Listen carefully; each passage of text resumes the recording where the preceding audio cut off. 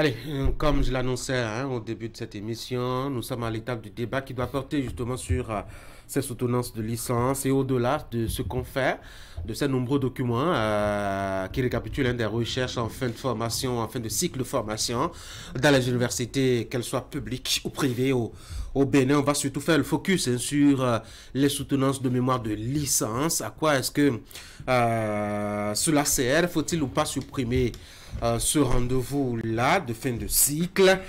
Franck, bonjour. Eric, bonjour. Bonjour Tanguy. William, Ulrich, bonjour. Bonjour Tanguy. Alors, je vais jeter la question comme ça, hein, au milieu de tous. Chacun pourra y opiner de la façon qu'il lui plaît. Faut-il supprimer ou pas les soutenances de licence? Eric? Non, je pense d'ailleurs qu'il faut renforcer.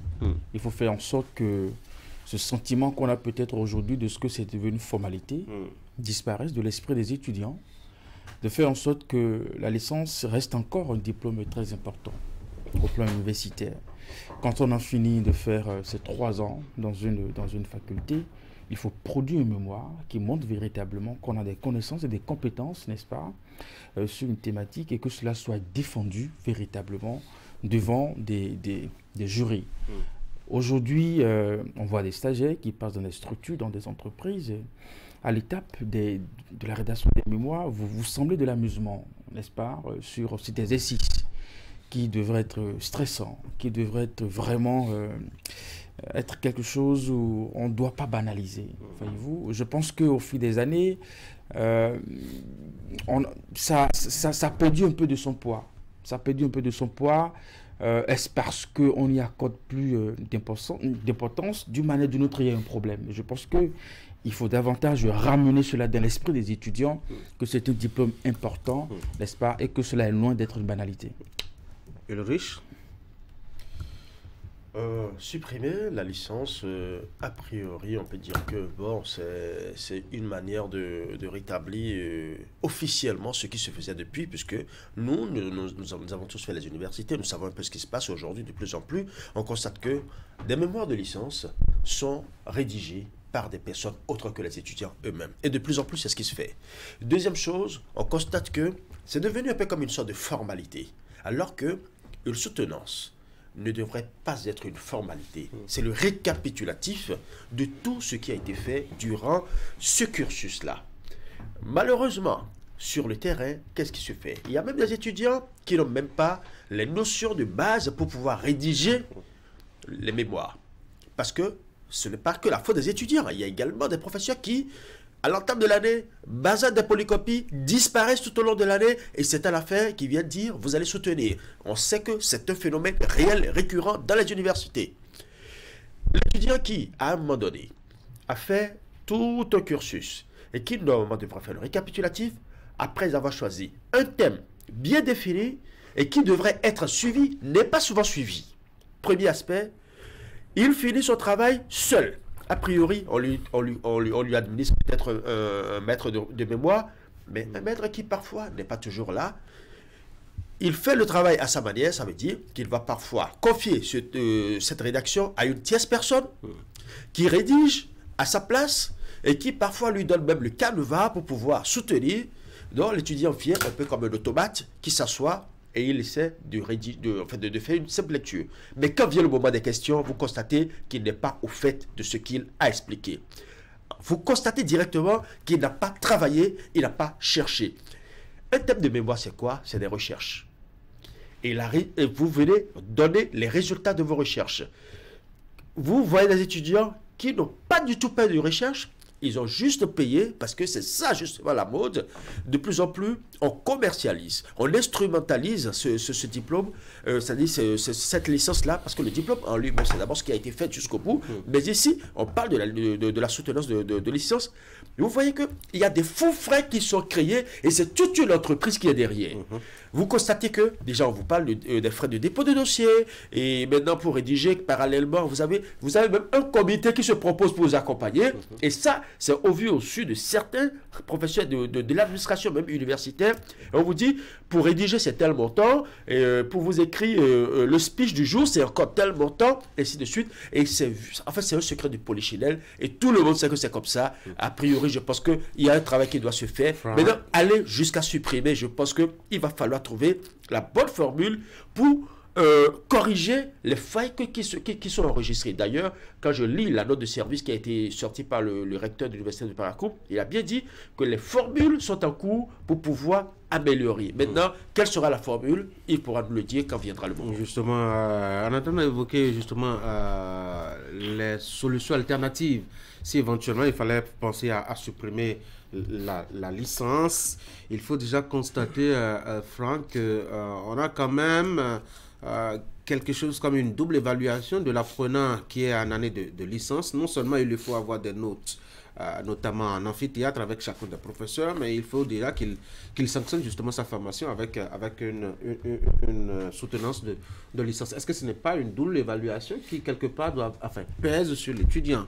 Oui, votre analyse ne manque pas de pertinence. Moi, je pense que lorsque vous voyez aujourd'hui ce qui se passe dans nos universités, et lorsqu'on sait que là-bas, c'est un lieu de savoir, où ceux qui s'y retrouvent font des recherches, analysent les questions dans tout leur contour avant même de prendre des décisions, on peut comprendre un peu la position des autorités qui décident aujourd'hui de mettre un terme à la soutenance en année de licence.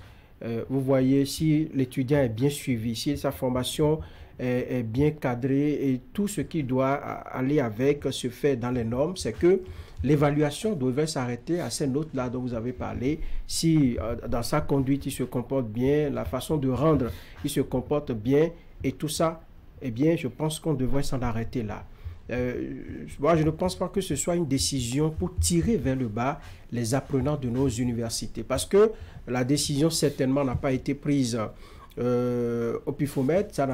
C'est pas du jour au lendemain ou sur un coup de tête. Ça a dû suivre. C'est un processus au niveau des autorités académiques, au niveau de nos universités. Et donc, je pense que ça, c'est une décision qui a été mûrie. Mais lorsque on laisse de côté tout ça, après avoir dit tout cela, vous savez, dans ce pays, on nous a vendu le système LMD comme étant celui qui doit rendre les produits de nos universités compétitifs sur le marché de l'emploi, licence, master, doctorat, si je me trompe. Alors, qu'est-ce que cela va devenir avec cette décision si on supprime les soutenances? Parce que la soutenance... Master, doctorat, système MD, puis c'est fini, oui. Oui, mais on a dû réfléchir pour trouver ce système-là. Qu'est-ce qui n'a pas marché? Si vous faites soutenir l'étudiant en année de licence, je pense que ça lui permet d'aller sur le terrain, de faire des recherches à côté de tout ce que Ulrich a dit. Hein. Certains ne le font pas, c'est une formalité. Ils prennent des anciens étudiants qui ont eu le temps, eux, de bien se mouler dans le système, qui leur rédigent quelque chose et le jour de l'examen, vous venez vous plancher.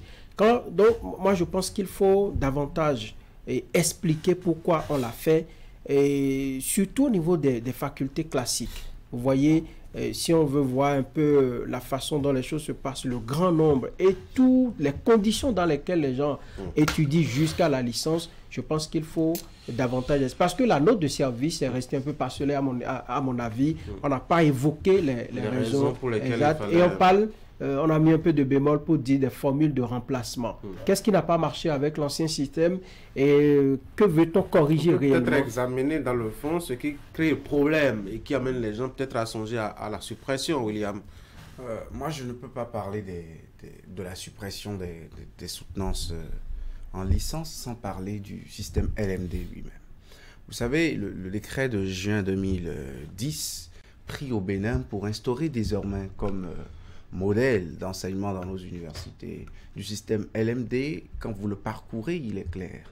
À un moment donné, nous avons senti, béninois que nous étions, et que nous sommes toujours, que nous sommes un peu en déphasage avec l'ordre mondial, l'ordre universel, ou du moins dans le milieu francophone, de l'enseignement supérieur. Nous avions nos manières, Quand on fait 3 ans à l'université, on n'écrivait pas de mémoire, on ne faisait pas de soutenance. C'est après 4 ans qu'on faisait sa première soutenance avec un diplôme de maîtrise. Après, dans les sciences molles, on faisait le diplôme d'études approfondies, ou pour aller sur le marché professionnel, on faisait le diplôme d'études supérieures spécialisées, le DESS. Après cela, on se permettait d'aller en thèse de doctorat quand on avait envie vraiment de faire de l'enseignement supérieur pour obtenir ce premier grade d'universitaire, ainsi de suite, ainsi de suite. On a trouvé que c'est une formule trop classique, que cela n'arrangeait pas. Et figurez-vous, à l'époque, dans nos universités publiques, il y avait l'ancien mal, la durée du temps académique. Ce qui fait que dans certaines entités, on était encore dans une autre année, pendant que dans d'autres, dans la même université, on a déjà commencé une nouvelle année académique. Bonjour à Brice Saint-Saint qui a mis fin à cette pagaille à l'université d'Abomey-Calavi. Donc, en fait, il y avait un tas de choses et la volonté était manifeste d'essayer d'uniformiser, parce qu'on voulait que le diplôme sorti de l'université d'Abomey-Calavi ou de l'université de Parakou, parce qu'à l'époque, il n'y avait que les deux, les diplômes sortis de ces universités puissent avoir une équivalence directe, une compréhension nette, une conformité perceptible, voilà, flagrante, avec les diplômes sortis tout de même, ou tout au moins des universités du CAMES. C'est pour cela qu'on est allé au système LMD. Entre-temps, on a demandé qu'on arrête le BTS. On a mis du temps, mais on l'a arrêté. C'est vrai que jusqu'en 2020, des soutenances de mémoire de DEA qui étaient encore en attente dans certaines entités. Je pense par exemple à la faculté de droit et de sciences politiques de l'université d'Abomey-Calavi. Jusqu'en 2020, on soutenait encore des DEA. Mais on a mis en place la dynamique. On a mis l'année académique à 2 semestres. Au niveau du 6e semestre, on le consacrait à l'apprentissage et au niveau de la méthodologie et tout, du stage pour écrire un mémoire. Mais on a compris dans le système LMD quelque chose. Si l'idée au début c'était de professionnaliser, quelque part, le mémoire de licence aussi était une initiation à la recherche. On apprenait aux jeunes étudiants, parce qu'on ne peut pas se dire, pendant qu'ils sont encore en 3e année, voilà, ceux-ci, ils sont prédestinés à devenir des universitaires. Eux, non, ils vont devenir des professionnels. On initiait tout le monde à la recherche scientifique, quitte à créer l'émulation, quitte à susciter le goût en ceux qui désirent de devenir des hommes de recherche pour plus tard aller en master recherche, ou de devenir des hommes de métier, des hommes de profession spécialisés et aller en master professionnel. Mais on a compris que finalement, cette valeur s'est altérée. Finalement, cela n'initie plus à la recherche parce que de plus en plus, reconnaissons-le, le niveau de culture générale, le niveau même d'assimilation des étudiants, vu leur âge. Aujourd'hui, des gens ont le bac à 16, 17 ans. En 3e année, on a 19 ans. Oui, mais avant, il y avait aussi des gens qui ont bloqué à 16 ans. Hein, oui, pas aussi mais avec un niveau de conscience. Moi, je pense aussi. avec un niveau de conscience un peu plus responsable. Ce qui fait que... Aux âmes bien nées. La valeur n'attend point le nombre d'années, certes, mais il y a des gens qui aujourd'hui, vous voyez, le niveau de conscience, il n'est pas très bien. D'ailleurs, on a du mal à cerner le thème, on ne sait pas vraiment. C'est comme une corvée, c'est une grosse formalité. C'est peut-être l'instant de s'acheter pour la première fois un costume, l'instant d'amener ses parents du village pour la toute première fois, de se faire voir. Oui, mais est-ce que toute cette ferveur, oui, ça n'ajoute pas un piquant justement à la chose pour qu'on la maintienne effectivement? Mais est-ce que c'est un piquant qu'on veut, ou on veut vraiment mettre une culture de la recherche? Parce que, vous savez, il y a des entités qui ne font pas de soutenance en licence. La faculté de droit et de sciences politiques ne fait pas de... Parce qu'on se dit, en termes d'initiation à la recherche, l'apprenant n'a pas encore le niveau. Dans les sciences techniques, à la faculté des sciences techniques à la FAST, en licence, on dépose des rapports de fin de formation. Parce que, quand vous avez fait la 3e année avec autant de matières, autant de généralités, vous n'avez pas encore les moyens d'aller faire de la recherche. J'ai l'impression que le problème se pose surtout au niveau des facultés à gros effectifs, la flash, etc. et tout ce qui va... Et pas que, les facultés à envolée un peu littéraire, c'est-à-dire les facultés dans lesquelles, avec ChatGPT, l'intelligence artificielle, sans faire la promotion, avec un plagiat, aujourd'hui il y a des logiciels de plagiat, mais avant, on copiait un ancien mémoire. La méthode est connue, hein, et c'est même répandu aujourd'hui. On ne se cache plus pour le faire. On prend un vieux document, on le réactualise, on prend un vieux thème, on le reformule. Est-ce que justement, pour ceux qui pensent qu'il faut supprimer, n'ont pas quelque part raison, la galère financière dans laquelle on jette justement le jeune apprenant qui doit débourser beaucoup de sous, même s'il doit se faire aider par des aînés ou autres, mais il y a surtout la corvée que cela devient pour les enseignants qui se retrouvent parfois chaque année avec 150 étudiants à suivre pour justement la soutenance de licence. C'est une grosse galère, Franck. Oui, c'est une très grosse galère. Et si vous voyez les conditions dans lesquelles ces soutenances-là se réalisent, d'abord la recherche, vous voyez en disant que les étudiants dépossèdent pratiquement leurs parents de leur petite économie pour aller sur le terrain, ainsi de suite. C'est une grosse galère. Et au niveau de nos universités, vu aujourd'hui le nombre d'enseignants que nous avons par rapport au nombre d'étudiants, ça devient infernal. Je me demande même si les professeurs ont le temps vraiment de parcourir ces mémoires. C'est vrai qu'ils ont des assistants, des étudiants doctorants, des doctorants qui les aident dans cette tâche-là, mais c'est vraiment compliqué. Aujourd'hui, vous voyez, on a circonscrit pour le cas de Parakou à une faculté, et je pense qu'au niveau des facultés classiques, ça peut se justifier par le fait qu'on recherche un peu la qualité de la formation. Mais je me demande si, en supprimant, est-ce que les étudiants vont prendre connaissance, vont prendre au sérieux ce diplôme-là? Est-ce qu'on va se dire, je suis en train d'évoluer à l'université pour avoir le premier diplôme qui s'appelle licence, avant même de penser au master et au doctorat pour ceux qui ont les moyens, pour ceux qui le veulent. Je ne crois pas qu'on ait plus de... Et avec ça, vous allez voir des étudiants qui vont davantage griller les cours, qui ne vont pas véritablement se donner à ces 3 années d'apprentissage. Il suffit que vous ayez les polycopes, vous ayez les cours à la maison, vous vous préparez pour venir composer, parce qu'on se dit, bon, c'est un passage, disons déjà réservé, c'est un passage qui est déjà garanti. Donc je pense qu'il faut revoir, et que les formules de remplacement dont on a parlé, là on peut donner encore... on va cela tout à l'heure. Eric, je pense que pour le cas de l'université de Parakou, on parle plutôt de suspension et non de suppression. C'est-à-dire pour des raisons organisationnelles, c'est vrai que ça manque de détails, mais seulement pour l'année 2023-2024. Donc peut-être que après ça, les choses vont reprendre justement. Donc c'est sûr qu'il s'est produit certainement un certain nombre de difficultés. L'université attend véritablement qui a réussi à retrouver le communiqué. Donc l'université attend sans doute de trouver des solutions avant de relancer justement les soutenances. C'est vrai que c'est contraignant, Tanguy.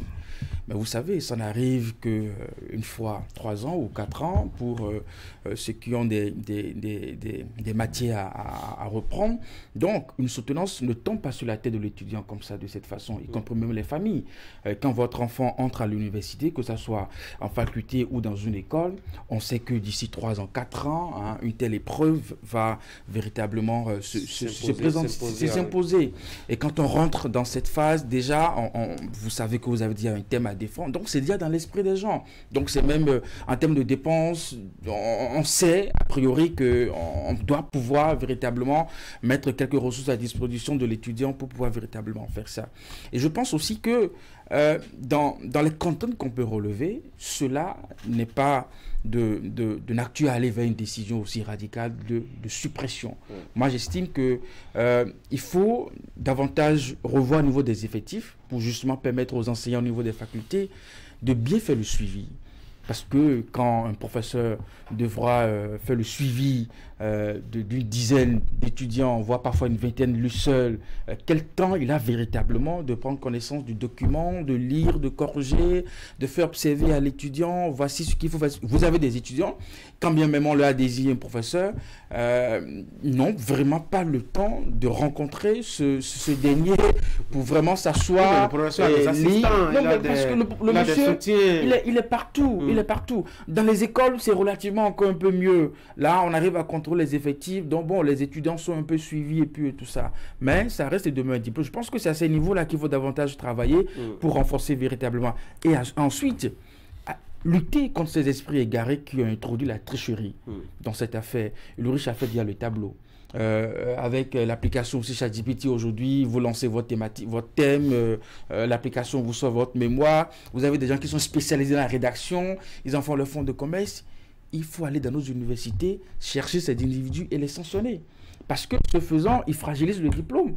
Et vous avez des étudiants, même à la veille de leur soutenance, ils sont à l'aise parce qu'ils savent que... C'est quoi, bon, ils vont pas se proposer... Non, ils savent que... Bon, oui. Ils savent que le travail est à faire ailleurs et puis après on leur remet le document et bienvenue les dégâts, quoi. Oui.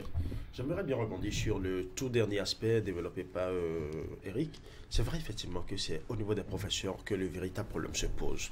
Vous avez, il y a des étudiants qui ont leur thème. D'abord, difficilement, le thème est retenu parce qu'on leur demande de choisir un thème. Ils choisissent ce thème. Il faut étudier, voir un peu, déballer. En fait, déballer le plan de la thématique, faire ressortir tous les angles à développer.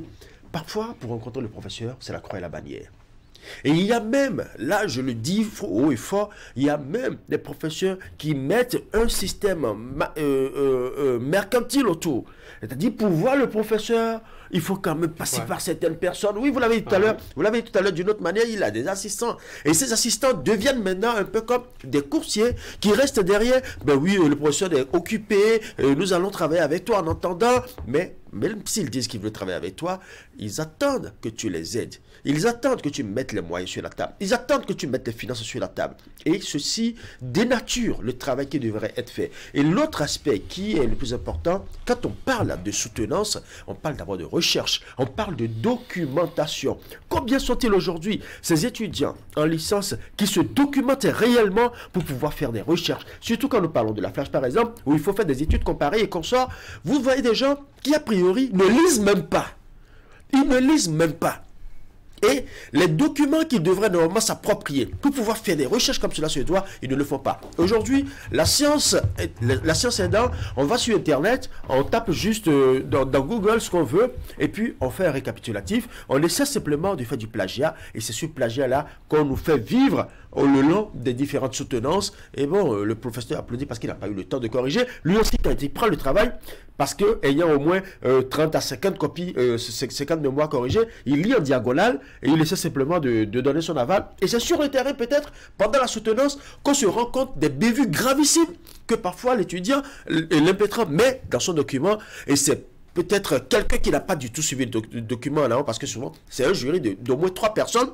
C'est peut-être un membre du jury qui finalement découvre des bévues pas possibles. Et c'est là maintenant que les larmes commencent par couler parfois. Et on se rend compte que même l'étudiant... Et là encore, on se dit, bon, écoutez, il y a déjà les sandwichs à côté, tout ce qu'il faut, les parents à côté, par pitié. Là, bon, on sait. Là encore, il ne faut pas... On sait là, on attrape, merci. Donc du coup, le petit panier, le petit coffret de vin, bon, juste pour dire merci au jury, tout ça. Donc, en un mot, le côté scientifique de la chose commence par perdre de sa valeur. Et c'est ça l'objectif. William l'a dit tout à l'heure. L'objectif d'abord, ce n'était pas en réalité de les faire compétir, mais c'est plutôt de les amener à commencer par apprendre à faire de la recherche. Mais ils ne vont pas sur le terrain, ils ne se documentent pas. Que voulez-vous qu'ils vous donnent comme résultat? Et là encore, on ferme les yeux sur ces lacunes à la présentation. D'abord, elle est bancale. Quand on interroge l'étudiant ou l'étudiante, c'est difficilement... La personne arrive à donner des réponses. Mais oui, et à la fin, on vous dit le jury a accepté le travail. Moi, je rencontre... Bien évidemment. Il faut sanctionner là en même temps pour montrer.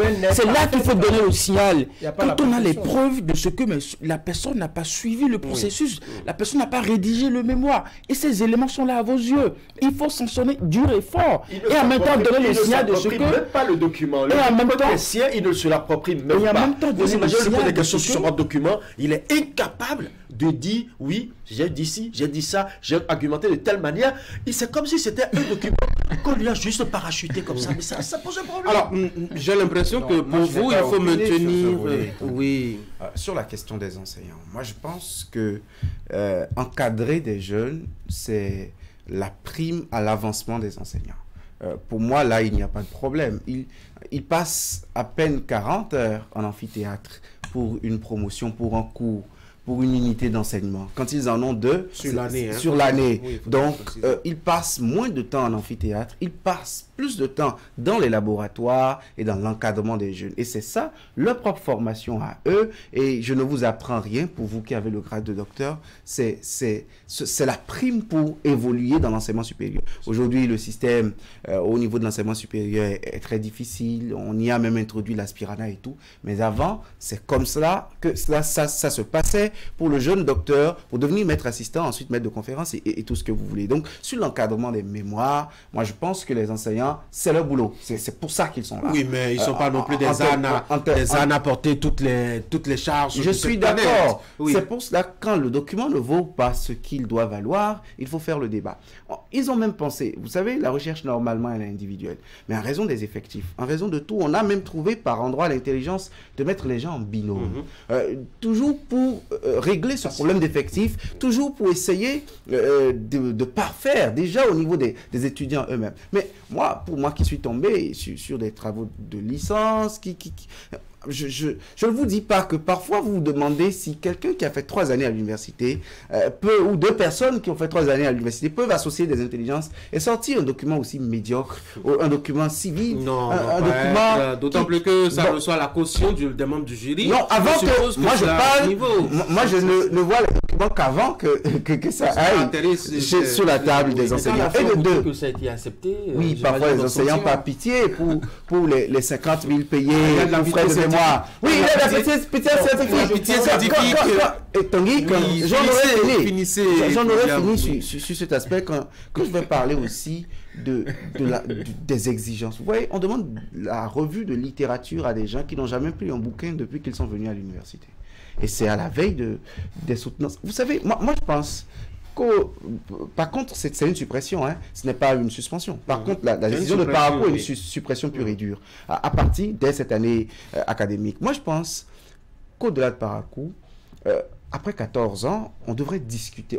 Les enseignants, ils ont fait beaucoup d'ateliers sur le système LMD. Mais sur la question des soutenances de mémoire en licence, pour ne pas dénaturer le LMD, qui est un mode universel, on aurait dû faire un bilan chez nous et dire, avec la façon dont nos jeunes étudiants tuent la recherche en licence, encore qu'aujourd'hui, dites-moi dans quelle formation, est-ce que c'est en lettres, est-ce que c'est en droit, est-ce que c'est en sciences éco, qu'avec la licence, vous pouvez aller sur le marché de l'emploi et valoir quelque chose. Donc, autant de questions qu'il fallait juste se poser et organiser de façon holistique une réflexion avec les spécialistes de sciences de l'éducation, avec les meilleurs théoriciens du LMD. Parce que même dans le système francophone, il y a des pays comme le Canada qui ne font pas du LMD.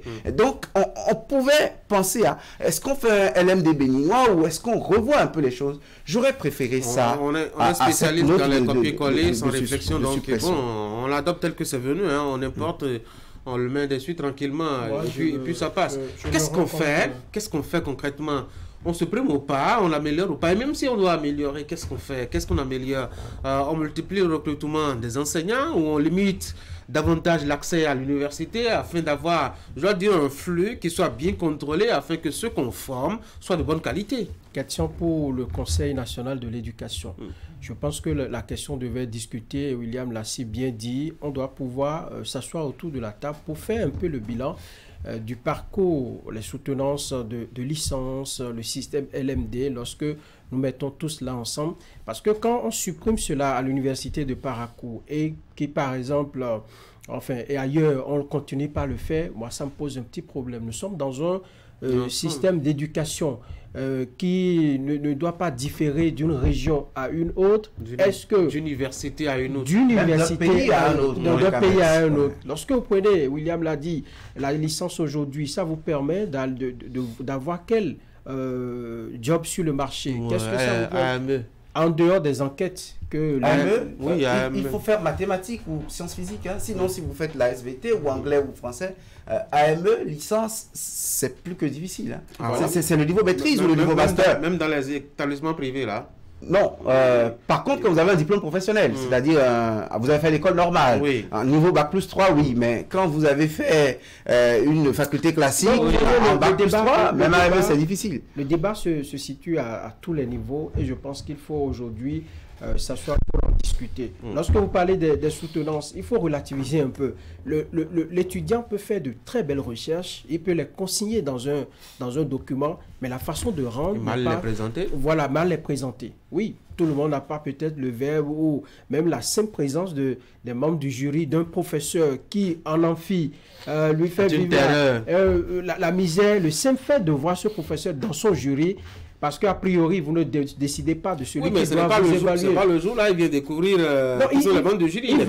Il voit juste le nom, il n'a pas la possibilité de dire au doyen de la faculté, changez-moi ce monsieur-là. Il n'a aucun droit de se faire changer son nom du jury. Me donne la trouille. Donc, il faut voir cette... La trouille, carrément. Oui, la trouille, lorsque vous le voyez. Quand vous les voyez dans des jurés, quand vous voyez qu'ils sont jurés... Déjà, quand tu entends le nom... Non, déjà, retourne au village carrément d'abord. Tu perds le sommeil, parce qu'il laisse de côté... C'est pas une bonne notoriété. Ça. Il laisse de côté le document et on vous pose des questions d'actualité, des questions de culture générale. C'est vrai qu'il faut une rigueur en matière de science. Vous en avez créé ce sentiment de pas leur rigueur, pas parce qu'ils sont mauvais enseignants ou méchants enseignants. Ah non, il y en a.